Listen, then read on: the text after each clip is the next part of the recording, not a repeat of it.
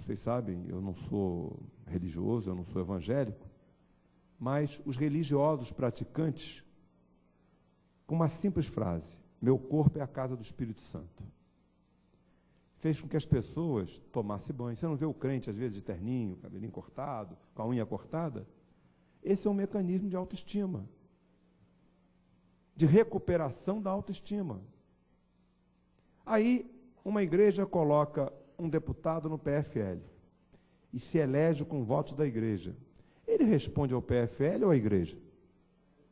Lógico. Então, a reestruturação dos partidos passam pelos partidos terem posições. Por exemplo, qual é a posição do PFL sobre cota nas universidades? Estou vendo uma opção de jovem aqui. Alguém sabe? Sabe a posição do PMDB sobre cotas na universidade? Sabe a posição do PP sobre o aborto? Sobre a discriminação das drogas? Qual é a posição desses partidos sobre esses temas que interessam tanto a juventude? Ninguém sabe a posição desses partidos, porque cada parlamentar faz uma relação pessoal com a sociedade e cada um tem uma posição, e o partido não tem posição. Se cada um tem uma posição, o fato dele ir para o PFL, para o PTB, para o PL é a mesma coisa. O que ele quer é ficar perto do governo para fazer ações paroquiais. E o mensalão, os mensalões, nas câmaras de vereadores, nas Assembleias Legislativas, na Câmara Federal, é decorrente disso. Ele precisa de dinheiro para fazer ação paroquial, porque ele não faz proposta conjuntural nem de infraestrutura. E aí, a definição do partido político é aquela: conjunto de pessoas que pensam e têm as mesmas propostas, que não é o que acontece nos parlamentos brasileiros.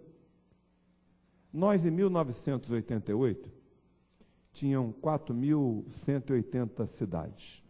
Hoje temos 5.600. Nos últimos 15 anos, a cada 3 dias fizeram uma cidade nova no país. A cada dia criaram 2 cargos de vereador. E a cada 2 horas um cargo comissionado municipal. Esse é o principal mecanismo de apoio das estruturas dos deputados federais do Nordeste. O deputado federal do Nordeste, quando chega aqui, fala assim: agora estou bem para a próxima eleição, fiz 30 prefeitos. A tal ponto que, em 1996, no Maranhão, o Estado criou 81 cidades, e a Paraíba 52. Esse é o instrumento eleitoral.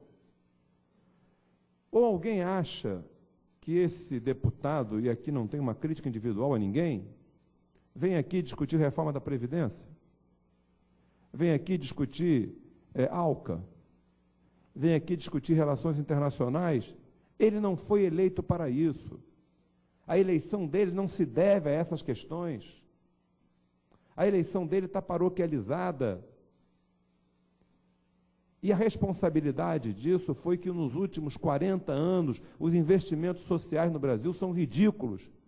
As pessoas estão lutando para ter dignidade, para ter autoestima e não conseguem ter. E eu não sei, se eu morasse numa comunidade dessa, se eu não votaria no Salvador da Pátria. Então, analisar migrações, até julho, nós tivemos 161 trocas de partido e 261 migrações. Migração é porque um deputado troca mais de uma vez. Não é? Agora, nós temos algumas propostas de reforma política. Eu posso defender o voto distrital, distrital misto, não é? Agora, a ditadura militar, quando ela saiu, ela engessou, quando ela permitiu que os territórios virassem estados. E você, num sistema bicameral, precisa ter 3/5 em cada Câmara. E como é que você consegue 3/5 no Senado para fazer uma reforma estrutural, se você vai fazer o senador votar contra pela diminuição da representação do seu Estado? Será que alguém pode pedir isso a alguém? Então, nós temos que realmente fazer um projeto de leis infraconstitucionais. Eu tenho mais 2 minutos. Fazer um projeto de legislação ordinária, daquilo que é possível construir o consenso. Não há consenso para a PEC de aprofundar reformas políticas no país. Você precisa de 3/5 das 2 casas. Quando nós temos projeto de defender a lista pré-ordenada, o financiamento público, é porque de cada R$10 que se gastam na campanha, 9 não são declarados. 9 não são declarados. São gastos 10 bilhões e 1 bilhão é declarado.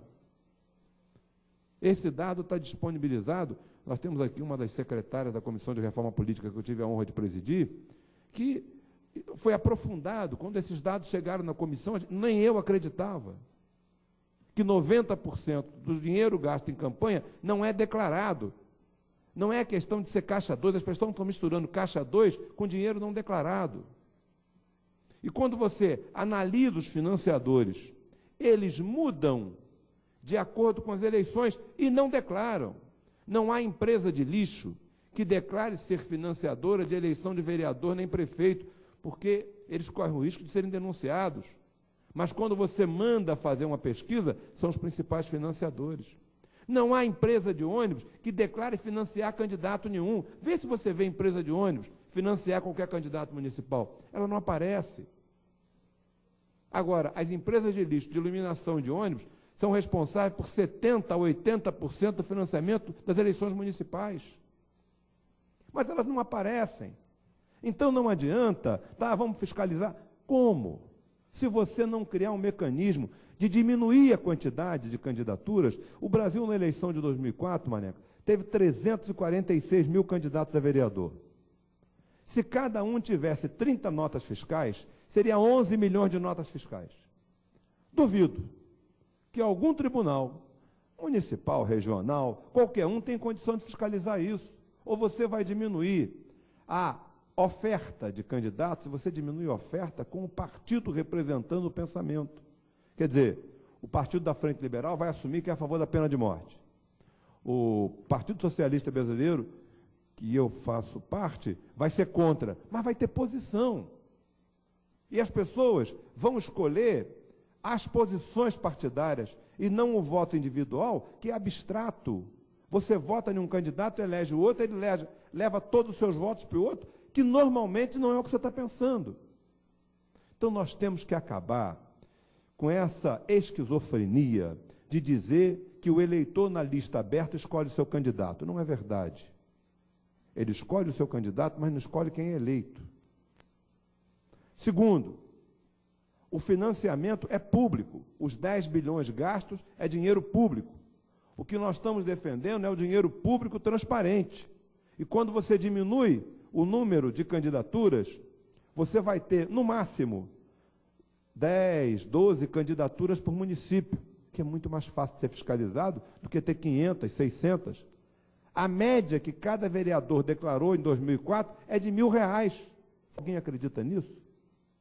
Então, a proposta concreta é, primeiro, nós temos que fazer uma reforma possível para fazer um programa de educação, as pessoas se filiarem aos partidos, as pessoas controlar o poder legislativo. Por exemplo, quem é que mora em Brasília aqui? Levanta o dedo para mim. Quem é que sabe quem é o presidente da Câmara Distrital? Levanta o dedo.